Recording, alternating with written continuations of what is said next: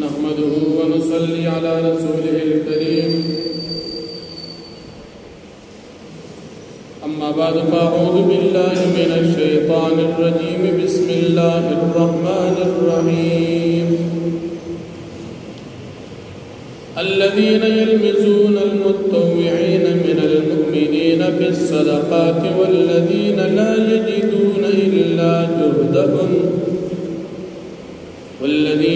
يجدون إلا جهدهم فيسخرون منهم سخر الله منهم ولهم عذاب أليم صدق الله العظيم.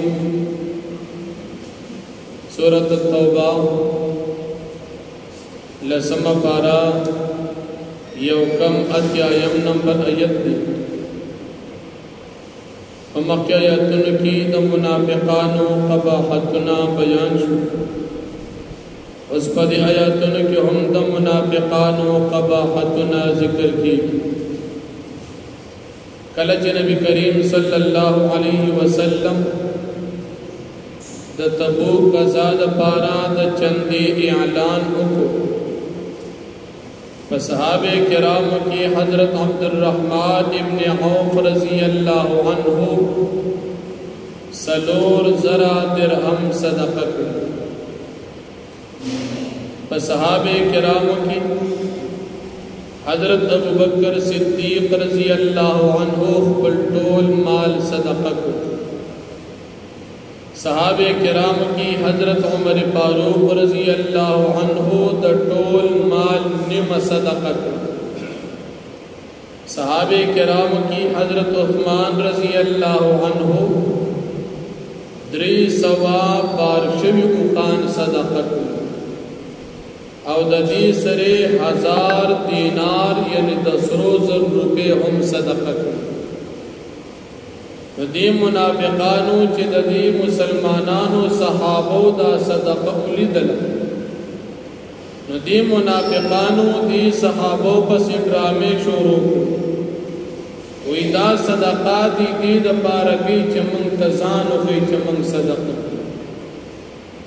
بیا پدی صحابی کرامو کی یو صحابیو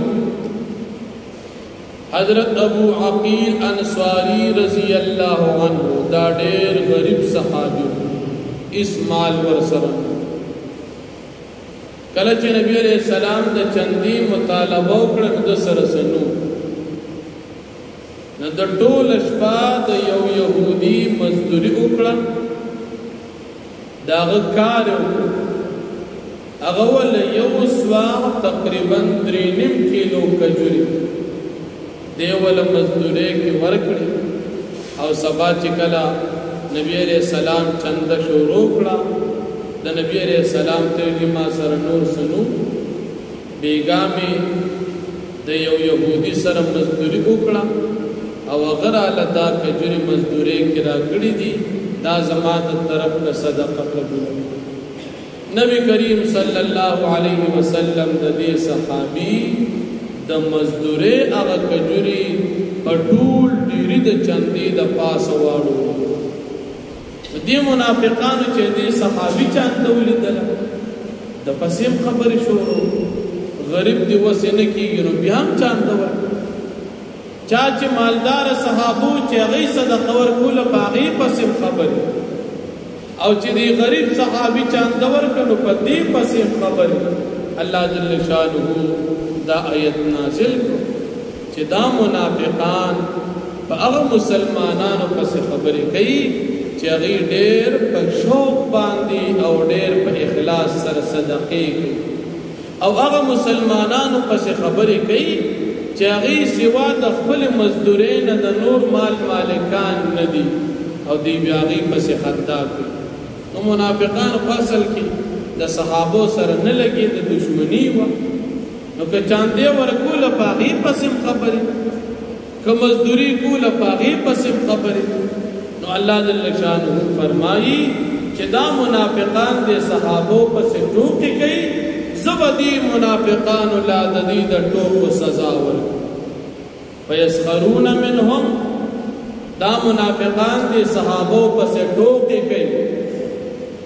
سخر اللہ منہم ظاهری معنا چې الله پاک په دې منافقانو پسې ټوکې وکړي الفاظ ظاهری معنی دا لیکن بیا مفسرین حضرات لیکي چې چا پسې ټوکې کول دا خو کار نه دی نو بیا چې الله پاک چا پسې ټوکې کوي دا هم کار نه دی نو بیا په دې ځای کې تفسیر جلالین لیکي چې د دین مراد دی منافقان لا د دې د ټوکو سزا ورکول الله چا پسې ټوکې نه کوي او چې دا منافقان کوي ټوکې مسلمانانو پسې کوي الله بوله سزا ورکوي که مسلمانان دي او دی ور پسې ټوکې کوي په دې کې مفسرین حضرات د دې آیت نه غني مسلې روباسي یو مسله دا ذکر کوي چې مسلمان دې په هر حال کې صدقه کوي ویم مسله دا ذکر کوي که څوک د تریاکار وای او که نه وای تخپل اخلاص کوا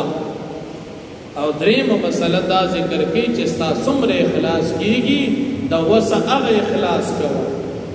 لکه دې صحابي سره نور سرو صرف د مزدوري کجوري وی هغه اخلاص دې صحابه کرام سره لګي پیسې وی هغه اخلاص کم صحابه مالدار او غي د خپل مالداري اخلاص کو مسلمان ته په هر حال کې صدقه وکړ که څوک در پسې خبرې کوي او کنه کوي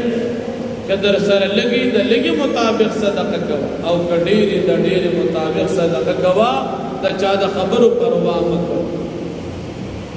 یا چې کله نبی کریم صلی الله علیه وسلم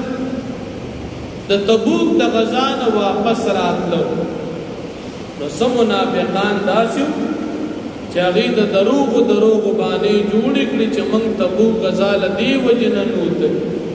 او بیا خیال دا چې موږ په نبی علیہ السلام ته دا باندې وړاندې کو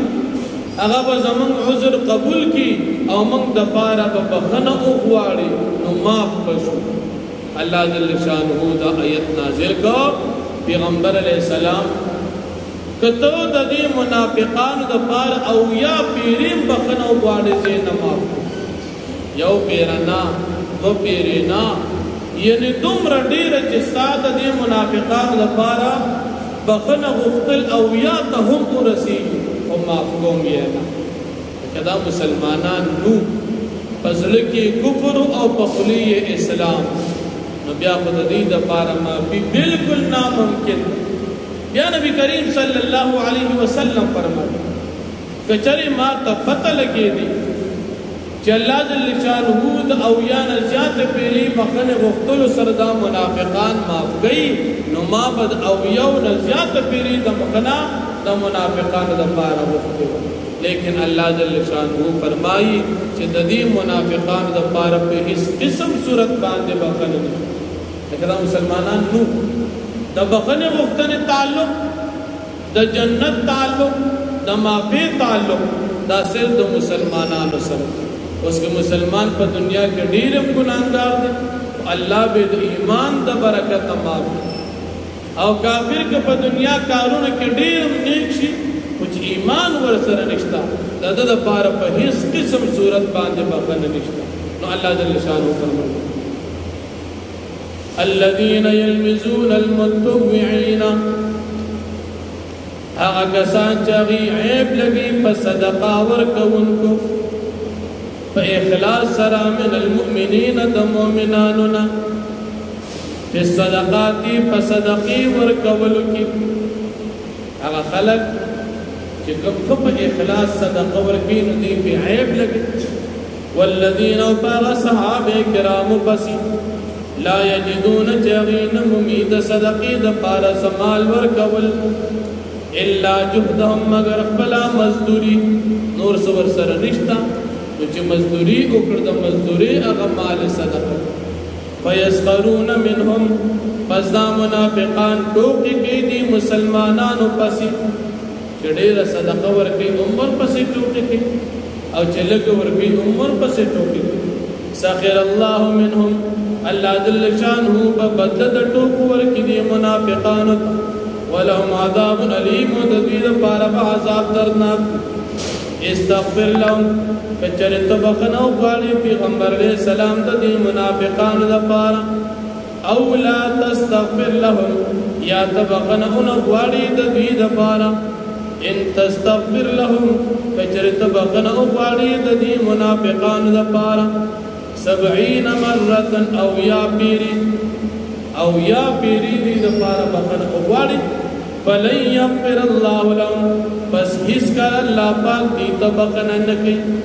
ذلك بانهم دا زکا بشکتی دا منافقان کفروا بالله چې کفر کړی په الله جل شانه باندې ورسول او رسول د الله پاک باندې